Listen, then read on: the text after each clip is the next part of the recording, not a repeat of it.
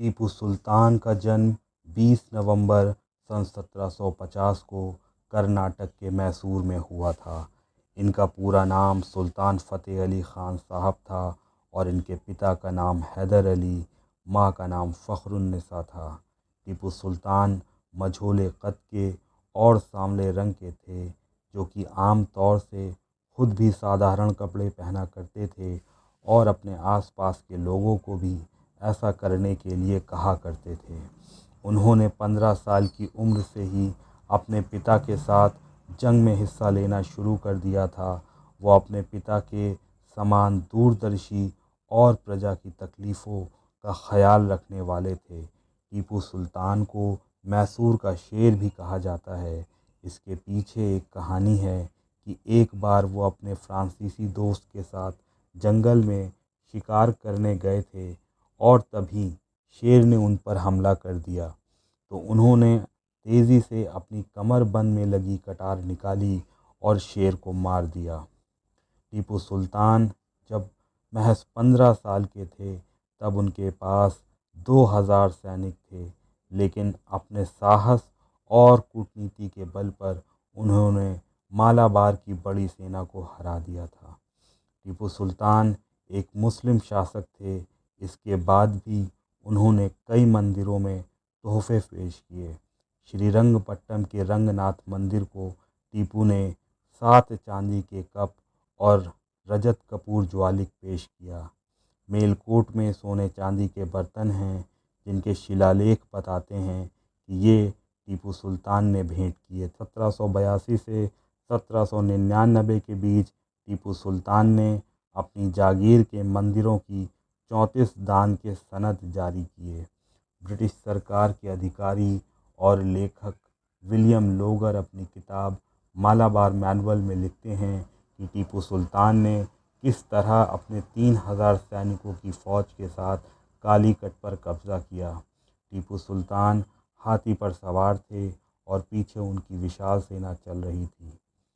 1786 में Lord Cornwallis को भारत का गवर्नर बनाया गया।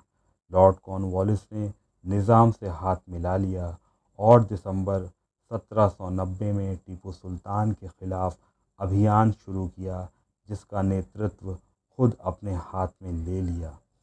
वेल्लोर और अंबर के रास्ते कॉर्नवालिस ने 1791 में बंगाल पर कब्ज़ा कर लिया, लेकिन टीपू की रणकुशलता के चलते अंग्रेज़ों को बहुत कुछ हासिल नहीं हो सका।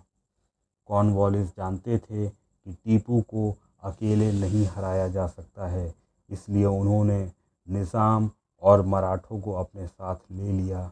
इस तरह तीसरे मैसूर युद्ध की शुरुआत हुई, जो मार्च 1792 में श्रीरंगपट्टम की संधि के साथ ख़त्म हुई। इस संधि की शर्त के अनुसार टीपू सुल्तान को अपने राज्य का आधा हिस्सा और 30 लाख पाउंड का कुछ हिस्सा निज़ाम और कुछ हिस्सा मराठों को भी मिला। शुरू से ही टीपू सुल्तान अच्छे योद्धा थे, लेकिन अंग्रेज़ों के साथ लड़ाई में समय और भाग्य ने उनका साथ नहीं दिया। 33 साल तक टीपू ने अंग्रेज़ों को रोक के रखा। चौथे मैसूर की जंग 1799 में लड़ी गई। टीपू सुल्तान की हार की सबसे बड़ी वजह थी कि देसी रियासतों के राजाओं के साथ उनके संबंधों का अच्छा ना होना। अंग्रेज़ों ने मैसूर का बंटवारा कर दिया। इसका कुछ हिस्सा अंग्रेज़ों को मिला, कुछ मराठों को और कुछ हिस्सा मैसूर राजवंश के नाबालिग लड़के को दे दिया गया।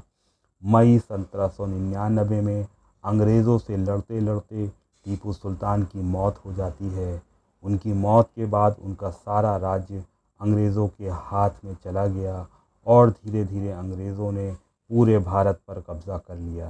कहते हैं कि टीपू सुल्तान की तलवार का वज़न 7.5 किलो था, जिसकी कीमत लगभग 21 करोड़ रुपए आंकी गई। टीपू सुल्तान की अंगूठी उस सदी की मशहूर अंगूठी थी, जिसका वज़न 41 ग्राम था और कीमत लगभग 1.5 करोड़ थी, जो अंग्रेज़ अपने साथ ले गए। दोस्तों, अगर ये वीडियो आपको अच्छा लगा हो तो इस वीडियो को लाइक ज़रूर करिएगा और हमारे चैनल को सब्सक्राइब ज़रूर करिएगा। शुक्रिया।